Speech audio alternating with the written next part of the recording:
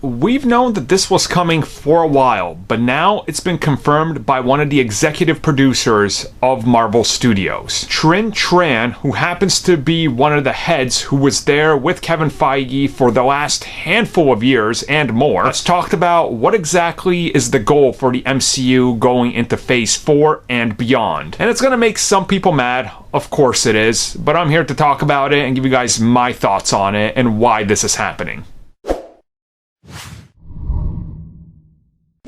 So before we get into this video, if you guys like our content, just make sure you like, subscribe, and if you guys want to be notified when new videos go up, hit the little bell thing. So Miss Tran has been very candid about what's coming down the road, and she wanted to talk about the fact that diversity is something that she's always seen as an issue within Hollywood. Now, she talks about this because, one, she's Asian, and there's been a lack of Asian stars in these types of films. That is going to change with the likes of Shang-Chi, but that's just the start. And what she said is, if you look at the last couple of years, how it's been more inclusive and how things are changing, that's the exact path that they're going to follow going forward. So the likes of Captain Marvel, the likes of Black Panther, and more minority inclusion is something that they always wanted to do, but they were kind of hamstrung. I've talked about this before. I'm not going to get into the details of who and why, but it took a while to get these films out there because of the specific person. Now that he's not in the picture anymore, she can make more calls along with Kevin Feige. And she said she was really excited about the fact that they're gonna be diversifying the MCU more and representing pretty much everybody around the planet. Whether you're Asian or a person of color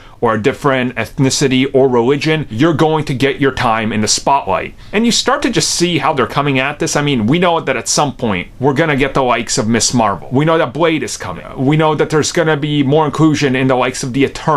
We know that down the road they're looking to expand in various different aspects of the MCU. Obviously, when something like the X-Men happens, there's a huge in right there for an untapped market that we really haven't seen before, and they're gonna tackle that and the allegory for the X-Men head on. I have no doubts about that. And I think she just wants to let people know that, look, we spent 8 years doing what we did, which worked out for us, but we're seeing that it's changing. And if you look at some other franchises around Hollywood, I think the biggest one I can point out is the likes of Fast and Furious. The films do huge internationally because they have such a diverse cast. Specifically how big they do in Mexico and everything southern from the United States. They're huge because of the representation, and I think Disney sees this as an opportunity that's really still untapped. And going into it, Shang-Chi is going to be a huge testing grounds for them because that's going to primarily be targeted at the international market. And if that takes off, they're going to be in that unstoppable point. So I 100% support this. And to me, I've said it before, I'll keep saying it,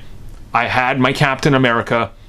I'm fine giving that up if other people can have their heroes and their types represented. To me, that's always welcome.